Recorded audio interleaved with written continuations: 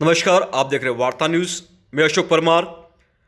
महाकाल की नगरी में शिवरात्रि के शुभ अवसर पर ओम टीवी एप्लीकेशन का लॉन्चिंग किया गया और धर्म, संस्कृति और देशभक्ति सभी को एक प्लेटफॉर्म पर लेकर आए हैं संस्थापक नितिन जी। खास बातचीत की वार्ता न्यूज़ के साथ, सुनिए कुछ अंश। नमस्कार सर। नमस्कार सर, नितिन जी आपका बहुत सारा शुक्रिया कि आपने महाकाल की नगरी में आकर इस ऐप को लॉन्च किया है। और पहला मेरा क्वेश्चन ये रहेगा कि ये ऐप ओम टीवी लॉन्च करने का आइडिया आपको कैसे आया? बस एक छोटी सी बात से ये स्टार्ट हुआ था और मेरा यही प्रयास था कि ये जब मैं अपनी उम्र देखता हूँ और थोड़ा अपना एक यूथ और यंग ऑडियंस देखता हूँ तो सब लोग फ़ोन पे हैं, सब लोग ऐप पे हैं, लेकिन कहीं भी आध्यात्म और कहीं भी ज्ञान और गर्व की बात नहीं हो रही है, देश की बात नहीं हो रही, संस्कृति की बात नहीं हो रही है। और हमारे माता पिता, हमारे दादाजी की जनरेशन अगले 10 साल, 20 साल या मैक्सिमम 30 साल में चली जाएगी। उसके बाद हमें बताने वाला कौन रहेगा? जैसे राजेश जी ने कहा, वो गूगल से हम लोग पूछ रहे हैं, तो गूगल की जगह एक ऐसा ऐप होना चाहिए डिजिटल प्लेटफॉर्म पे जो कि टेक्नोलॉजी की नीड है और वो हो, और उसमें हम वैसे सीरियल डालें ताकि सारे बच्चे भी से बेनिफिट हों, बड़े भी हों और हम सब उसको एंटरटेन हो। तो आपने जैसे बच्चों का कहा, तो बच्चों के लिए क्या है, कार्टून वेस में कुछ चीज़ें आप डालेंगे इसमें? बहुत ही सही सवाल पूछा आपने। एकदम जिनसे जिस लैंग्वेज में बात कर रही है वो बहुत इंपॉर्टेंट है। अगर मैं बड़ों के लिए कर रहा हूँ तो उनके लिए एक टॉक शो है, यूथ के लिए एक फिल्म्स है, वेब सीरीज़ है, और बच्चों के लिए कार्टून शोज रहेंगे। और उसके साथ साथ एक हमने शो क्यूरेट किया है, वो है रामायण क्विज़। आपने उसकी एक झलक देखी होगी।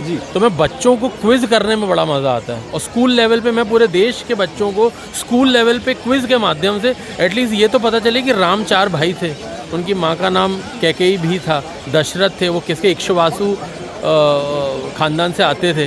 तो ऐसी बहुत सारी, पहले रामायण, फिर उसके बाद महाभारत, उसके बाद बाकी चीज़ें, तो उनको बच्चों को वैसे जोड़ने का प्रयास रहेगा मेरा।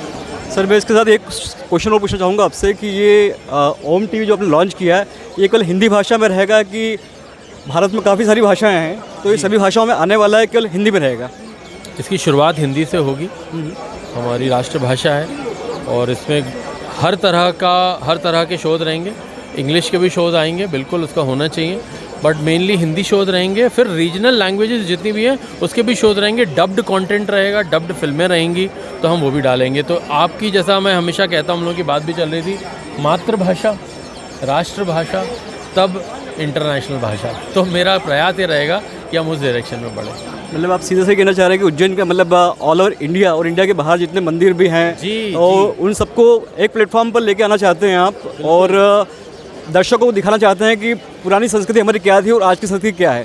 बिल्कुल। तो एक आपने जो बोला, मैं उससे भूल गया था उस समय जब मैं अपनी बात कर रहा था। मेरा एक शो है इंडिया आउटसाइड इंडिया, जो बाहर जितने भी मंदिर हैं ना, उसकी अद्भुत कहानियाँ हैं। श्रीलंका में मंदिर हैं बहुत सारे, आप इंटरनेशनल जाएंगे तो इतनी कहानियाँ, इतने मंदिर है। मैंने एक पायलट एपिसोड भी शूट किया हुआ है, उसकी कहानी है।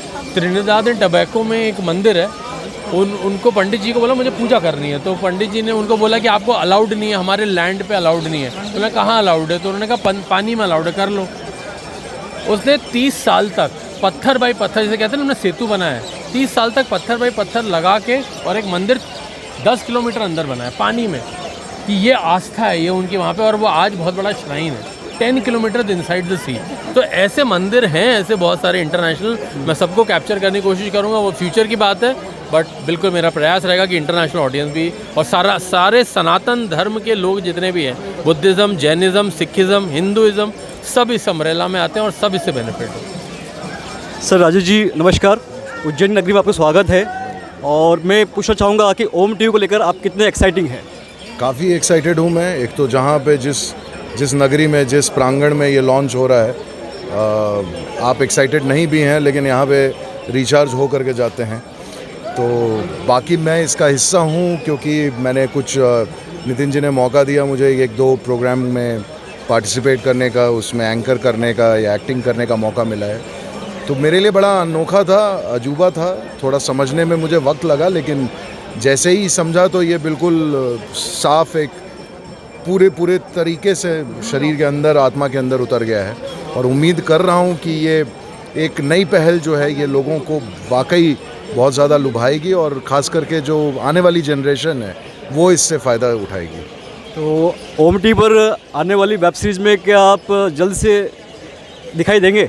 जी जी, मैंने बिल्कुल एक्टिंग किया है, जैसे मैंने बताया नितिन जी ने मौका दिया तो एक्टिंग भी किया है, मैं बिल्कुल दिखूंगा आपको। और शो भी एंकर किया है। शो भी एंकर किया है तो और दिखूंगा, इतना दिखूंगा कि आप बोलिएगा कि अच्छा बी साइलेंट। Be silent. तो सर मैं एक क्वेश्चन पूछना चाहूँगा आपसे कि उज्जैन नगरी है, उज्जैन में काफ़ी सारे मंदिर हैं और पुरानी कहावत भी है कि एक दिन में अगर कोई 24 घंटे के अंदर सारे मंदिर को दर्शन कर लेता है तो वो ऐसे हमारे पुराने जो माता पिता बुजुर्ग कहे गए हैं कि डायरेक्ट स्वर्ग लोग जा सकता है। तो क्या आप आपकी स्टार्टिंग वेब तो आपने लॉन्च किया है, ओम टी आपने लॉन्च किया है, तो क्या स्टार्टिंग वेब सीरीज आप उज्जैन से लॉन्च करना चाहेंगे? बिल्कुल लॉन्च कर दिया है मैंने ये, अभी वही तो मैं बोल रहा हूँ कि ये वेब सीरीज़ और ये पूरा सिलसिला ही उज्जैन से स्टार्ट हुआ है। तो उज्जैन हमारे बहुत करीब है और उज्जैन की वेब सीरीज़, अभी मुझे किसी ने और भी आइडिया दिया था कि यहाँ पे इतने मंदिर हैं और यहाँ पे इतनी कहानियाँ हैं। और जैसे एक एपिसोड है हमारा जो भैरव बाबा के ऊपर है, तो बिल्कुल आप देखेंगे उज्जैन की कहानियाँ और उज्जैन की वेब सीरीज़ आप ज़रूर देखेंगे नियर फ्यूचर में। जैसे मैंने कहा कि हमारे देवेंद्र भाई हैं, वो इंदौर से हैं, तो वो मेरे यहाँ के प्रोड्यूसर हैं। तो वो अभी आप जब ये लॉन्च होगा शो तो आप उनका शो और उनका एक गाना है जो उन्होंने शूट किया है वो आप देखेंगे इस पर। तो आपका लोकल टैलेंट बिल्कुल हमारे ऐप पर रहेगा। बहुत सारी बधाई है सर आपको।